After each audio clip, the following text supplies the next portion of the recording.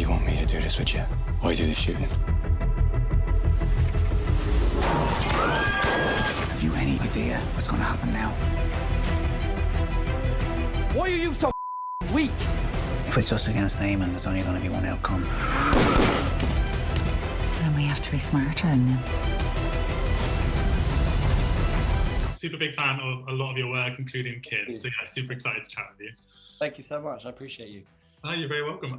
So I just watched Kin very recently, and I loved it. It was so absorbing, so different to a lot of shows I've seen recently on screen. But first of all, I just want to ask a bit about the accent, because I thought I had to Google and check you weren't Irish. I thought you were so good. Oh, cool. Thank you. It's such a tricky one to nail, I feel like. So what was that process like for you? Was that a challenge or? Yeah, challenging, stressful, nerve-wracking. You know, I've done accents in the past, and I always find them to be, you know, very elusive. Like, because it's not just about getting the sounds right. You know, it's about so much more. Yeah. I work very, very hard with accents. I kind of immerse myself and work with an accent coach and listen to. The one thing I do is I find podcasts hosted by people from the region, and then I listen to them a lot. So I found a guy whose accent I thought whose voice and accent was appropriate for Michael, and I just basically listened and repeated him for days on end. Nice way it works. It was great. Something else in particular I find really intriguing about the show is, you know, there's so many moral shades of like grey. It's not at all black and white, and we're being asked to invest in characters who have done some very questionable things, of course. What was that? What's that like for you? Because you have to invest in that, and then you're also encouraging the audience to do that same thing. Yeah, maybe this is kind of maybe this is a bit of a easy way out, but I kind of try not to think of that as part of my job. Yeah. My job is to if I respond to the material and I find that it's interesting and moving in some way, I try not to judge either my character, the other characters, or the show itself. And so I will say that, and I might be wrong about this. Once you're involved in something, you are going to probably see it through rose-tinted spectacles. But I do feel like what excited me about this show was that you're not glamorizing violence. You're not glamorizing a life of crime. If anything, you're shedding a light on it and showing behind the scenes how painful and frightening and how it wrecks lives, you know. But that's just my opinion. I might be wrong about that, and I'm sure I could probably be persuaded otherwise. But yeah, it's difficult. But and I do think from a performance point of view, it's really important to, you know, when you're playing someone who's morally questionable, I don't think they are. Most of the time, they don't think that they are. They have reconciled the life they lead. They're able to do the things they do because they don't see it to be a massive problem. And actually with Michael in particular, what has made him when we meet him at the beginning of the show, he's a slightly different person to who he's been in the past. And we find out later why that is. But in the past, the thing that he's been used for by the family, his job within that family business is to be the enforcer. And he's been chosen to do that because he's bloody good at it. I've always imagined him as someone who can walk into a room and shoot someone without their heart rate massively changing. Yeah, very intense. And you know, I feel like almost every scene, every frame, even if nothing dangerous is happening, there's this underlying maybe dread. You know, there's just this atmosphere. I feel like that. Yes, right, cool. Yeah. And I wondered, how does that factor in for you? Did you find it hard to switch off after filming? Because it does seem like a very intense thing to be a part of. At the time, it doesn't feel that way.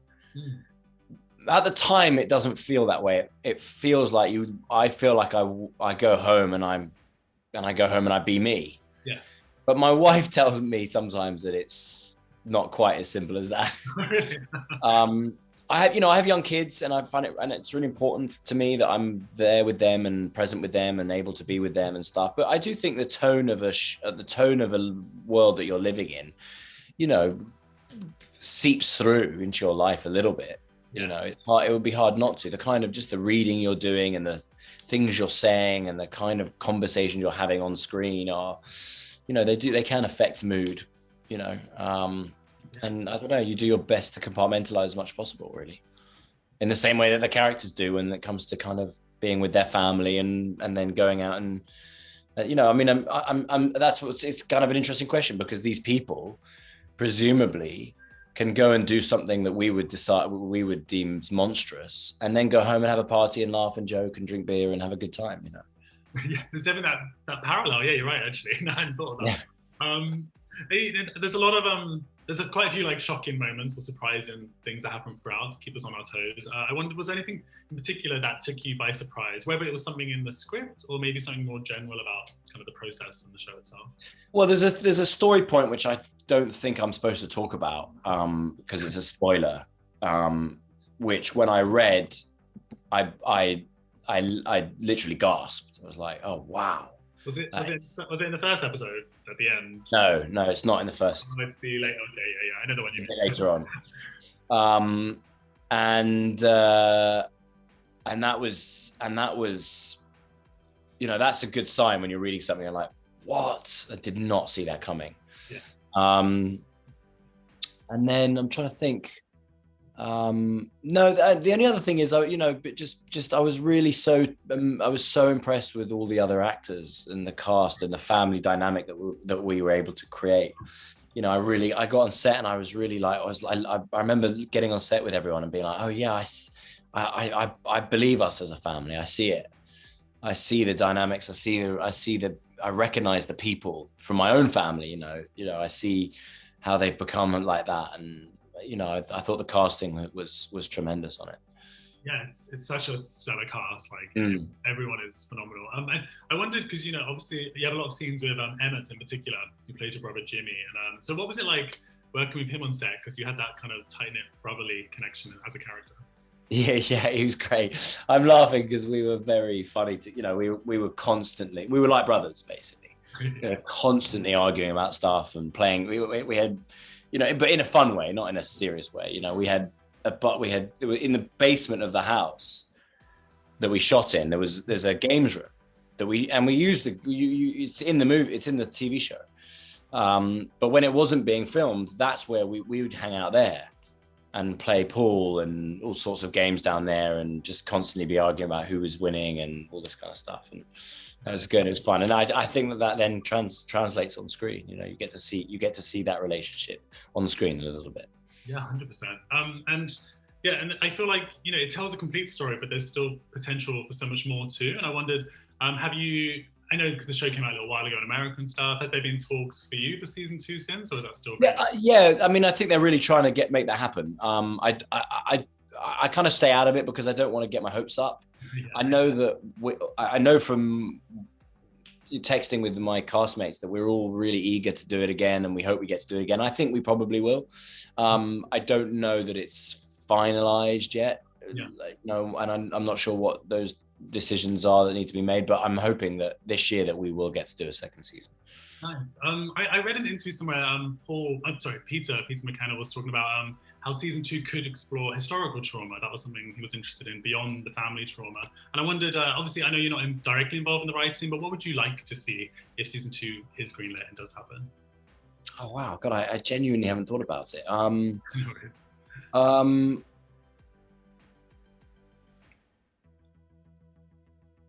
That sounds pretty cool.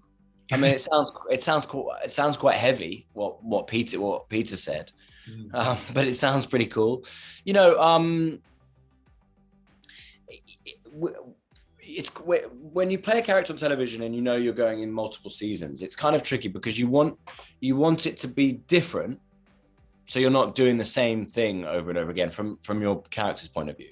But it's also got to be the same person, and that's a very tricky from a writing standpoint. That can be a very tricky line to tread. You can't, sometimes you're you're one way in one season, and then you're like, right, and this season he's had a complete epiphany, and now he's going to be like that. But that's not really, I don't think that's real life, you know. Yeah. So I guess I'd like to see Michael, you know, without giving away too much of season one, he, you know, the journey that he goes on is not what he wanted and hoped for. Yeah. And he's kind of, I don't think it's a spoiler to say that he's against his kind of better judgment, he's pulled back into a lifestyle that he was trying to distance himself from.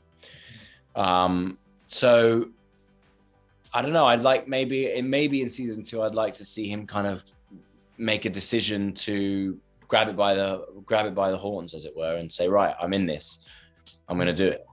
That'd be cool. Yeah, because Michael, he's quite not stoic, but, you know, like introspective, I think, from his time in prison before. So yeah, it'd be nice to see him take that active kind of leap again. Yeah, exactly. And I don't know how many episodes you've seen, but there's a reason why he's that way. There's a reason why he seems stoic or quiet or more considered than he perhaps has been in the past. But you don't find that out until a bit later on in season 1. Yeah, for sure. I also wanted to ask a bit, so I'm a big Daredevil fan. I love Daredevil. But I feel like, of course, people must always be asking you about this, I feel like, because it's such an iconic role. I wonder just, how do you feel about that in terms of, you know, there's so much fan expectation. I guess journalists are always asking you. I appreciate I'm doing the same. But yeah, I just wondered, what are your kind of thoughts on this? I love talking about it. I love talking about it when I'm allowed to, and when I know. I get nervous when, like, I did a bunch of interviews for Kin in Ireland when Spider-Man was about to come out. Oh yeah. And that was really difficult because I was getting there was a lot of speculation on the internet, and I was getting a lot of questions about that. And I don't like lying, but what am I going to do? So, but no, I love, you know, I'm yes, you're right in that, you know, most interviews I do, they do want to talk about it a little bit, but I kind of see that as that's what happens if you're part of something that catches people's attention and that people seem to like. And so I'm very grateful for that. You know, the show and the character has such an amazing following, and I'm very moved by that. Yeah, it's such an impactful role and character. You mentioned the difficulty of keeping those secrets, and I know Andrew Garfield's talked a lot about that too, and I know you've lived together before and you know him. Have you had a chance to talk to him about that process? Because it must be really hard to not. No, I haven't. Andrew and I have never lived together. We were good. No, that's right. We've been mates for many years. Someone sent me a video. Someone had cut a video on YouTube of me and him, not together, in interviews and stumbling over questions, trying not to answer. It was like someone had cut together a video of us going, I don't know, that, you know, I can't say, you know, and like just stumbling. And someone said to me, I thought it was very funny, and I forwarded it to him. But we haven't actually talked about it.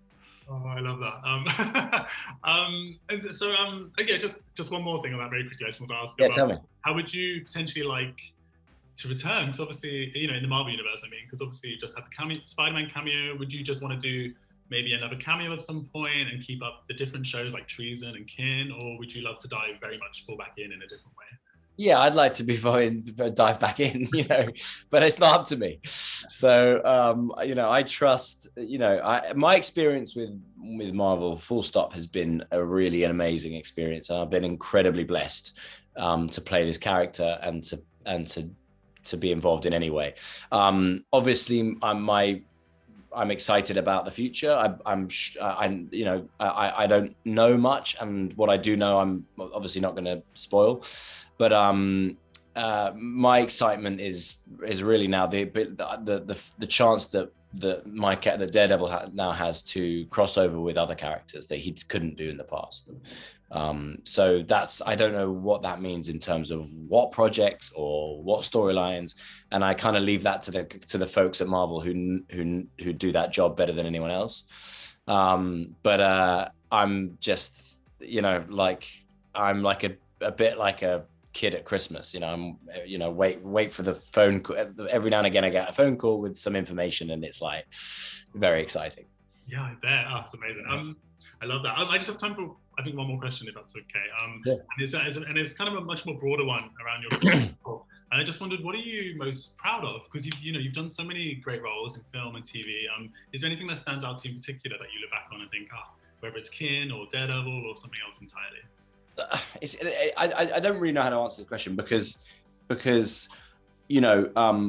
I'm incredibly proud of what we did on Daredevil, and so many aspects of it as well. Like tonally, I just thought it was so cool and different and interesting at the time.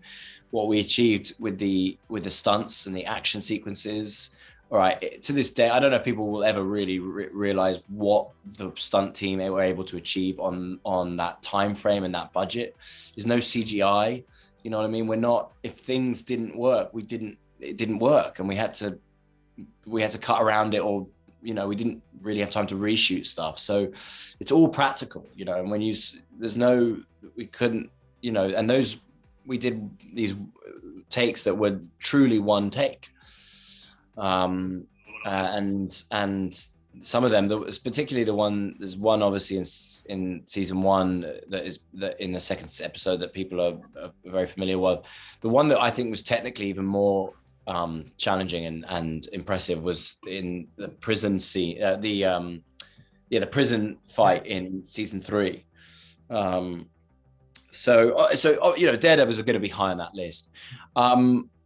Maybe it's, so to answer your question, and this says more about me than it does about the project or the script or anything like that. But I never expected Theory of Everything to be as wonderful as it was.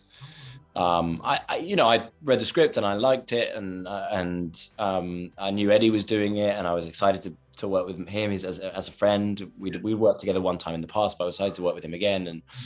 But seeing how that came together, including his performance, including Felicity's performance, including what James, our director, did, that was one of those films where I was like, when I watched it, I was like, oh wow, that is far greater than I imagined it was going to be.